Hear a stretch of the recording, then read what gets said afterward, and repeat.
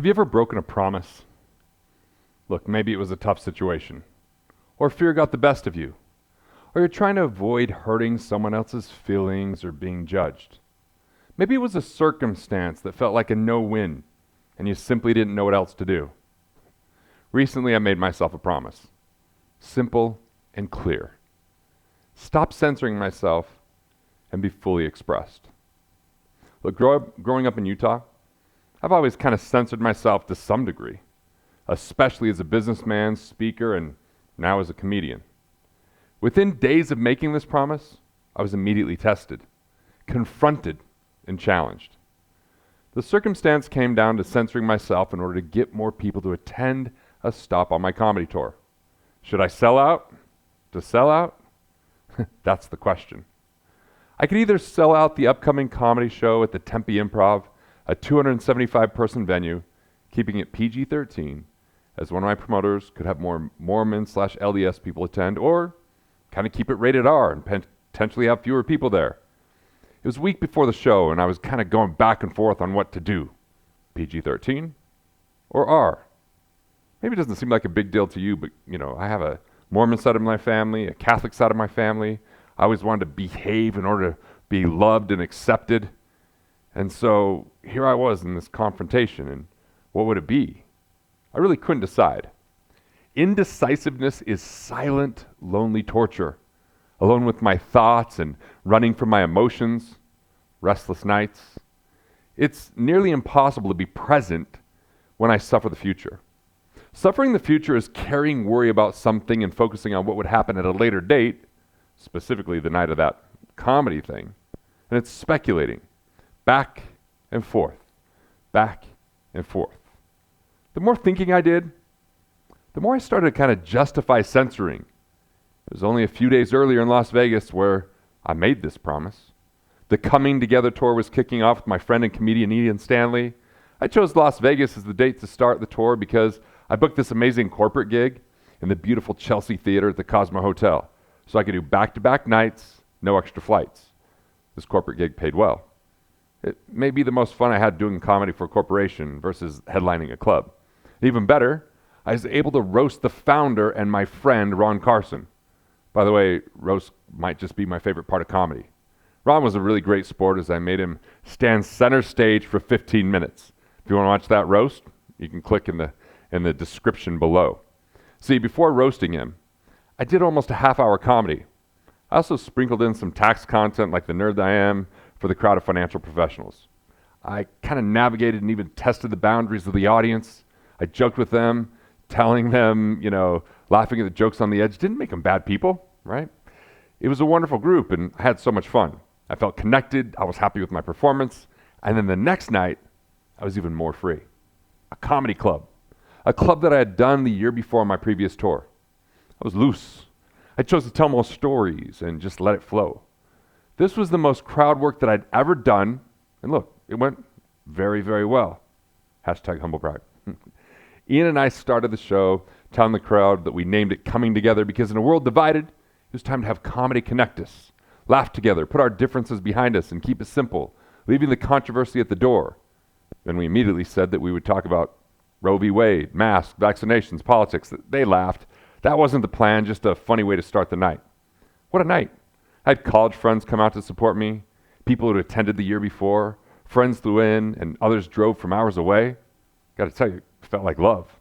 I was fully expressed. It was one of the first times I talked about being raised Catholic in Utah, and that my father's side of the family was Mormon royalty. My great-great-great-grandfather was president of the Mormon Church. Look, I didn't always feel fully loved or accepted by some of the older generation on my dad's side of the family. Like, my aunts and uncles aren't like that at all. They're just fun, loving, funny. With some of my grandparents' extended family, it seemed like I kind of had to earn their love by behaving. So this was a night of healing while having fun, sharing and breaking free. For example, if you spent any casual time with me in person, you're likely to know that I love to swear.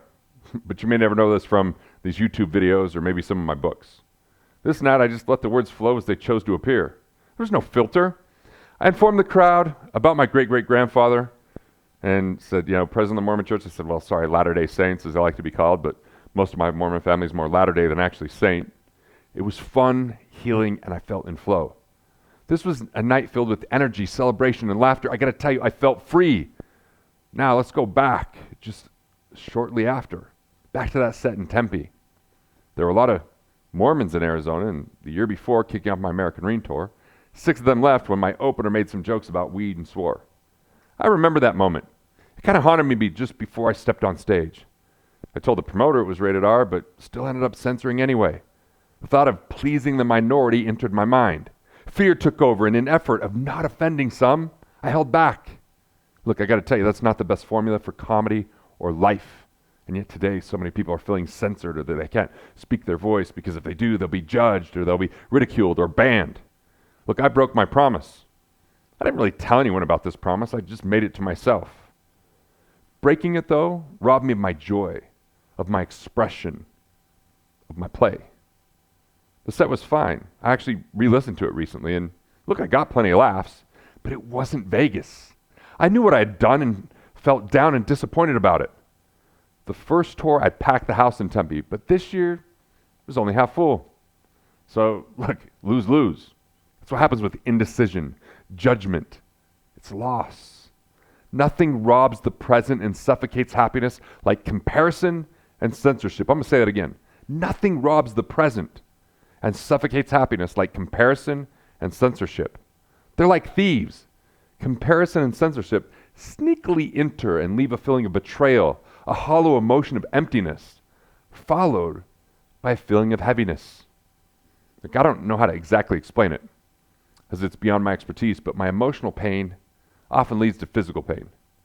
It happened for years when I felt imperfect or I had disappointed my mom as a child or my wife in my adulthood. This led to my neck giving out, unable to move or turn it, distracting me from the emotion I might otherwise feel. This physical pain actually was that distraction. Then eventually I dealt with it and moved to my shoulder, even my back, and finally, after the Tempe Improv, my hip. Crazy, I could barely stand. I didn't do anything physically that would have created that sharp, burning pain in my hip.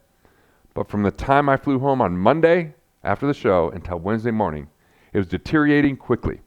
On Thursday, I couldn't even sit in my truck, and on Friday, I couldn't stand or put any pressure on it. I knew this was emotional, even though it was showing up physically. As crazy as this may sound to some, there are books like The Body Keeps the Score that illustrate how this is possible. Look, I've had less than ideal sets in the past. My rehearsal night, the night before I filmed my special, definitely wasn't great. A lot of people on Zoom. So, let's be real. It was just bad.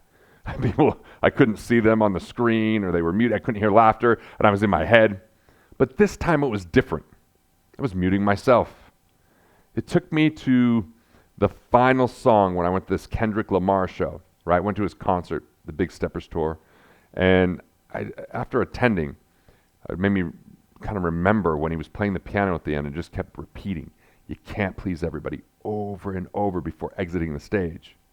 By trying not to offend, I betrayed myself. I sold out, and it showed up in my hip. What? Sometimes pain can be a gift, part of the process, even if we don't like the wrapping. It led me to meditate, to journal, and to get clear about the cost of living anything less than my best life. A week later, I found myself in La Jolla, another chance. Look, I've headlined the La Jolla Comedy Store 3 times before this. Each show erupting in a standing ovation. This has been amazing. Some of my favorite moments on stage. Got to give a shout out to my friend Keith Yackey and Garrett White, my other friend Matt Hubbard, who packed the house for 2 of these shows. Look, that stage is kind of my home away from home. It's the perfect place for redemption. But this time would be different than the previous 3. Those I had rehearsed for hundreds of hours, writing, rewriting, and rehearsing every day. It was calculated. This time was different. My key? No rehearsing, no writing a set, no set list, no 3x5 notes in my pocket or anywhere on the stand. There was no safety net, no pen, just presence. Just before I walked onto that stage, I was thinking about what brought me there that night. A wedding.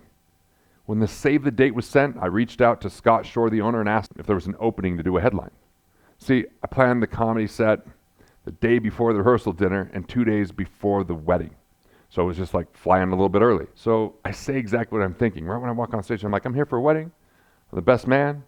Kind of surprised. Crazy asked me, considering I hooked up with his sister. I mean, sure, I married her, but still. Yeah, just shared what was on my mind for the next hour. 2 or 3 times I ended up using jokes from the past as I wasn't 100% sure where to go next. But they landed. The whole set landed, and I was present, telling stories, laughing, taking risks. 2 bits were out there, and I wasn't sure how they might land at the moment. But they ended up being the best jokes of the night. And guess what? My hip wasn't hurting.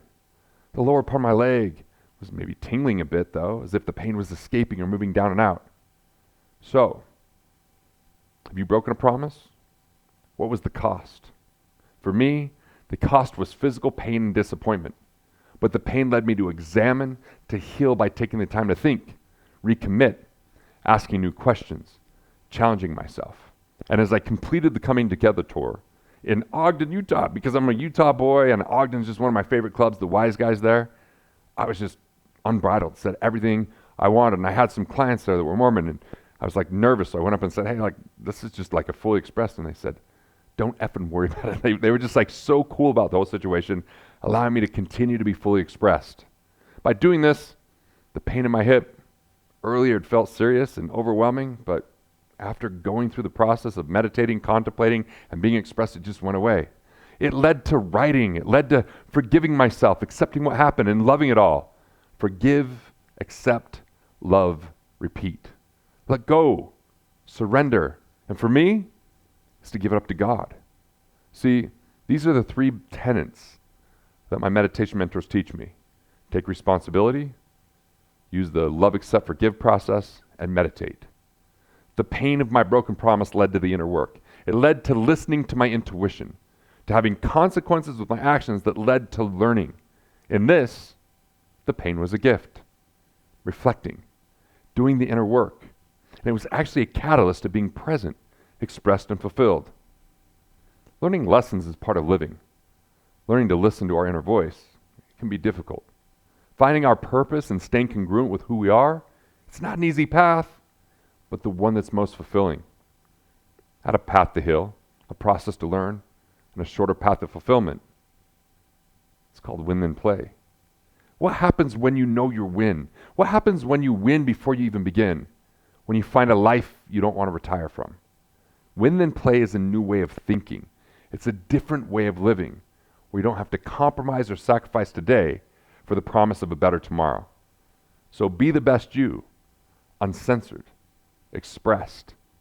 Change the game by inventing a new one where you get to enjoy life along the way. Now look, as I share this, you might be thinking, well, I've got financial struggle and stress. Let me give you a course. GarrettGunderson.com/freedom. The course is on me. Now, if you want to continue down a path afterwards, there are some resources and ways to do that. But really, it's about getting your finances in order so you have the space to think about what you really want in life. Because when you're financially independent and the cash flow can cover your basic expenses, you can swing for the fences in everything else you do. You can be in your 40s and decide, hey, I want to do comedy, or write a one-man show and play, or whatever you want to do.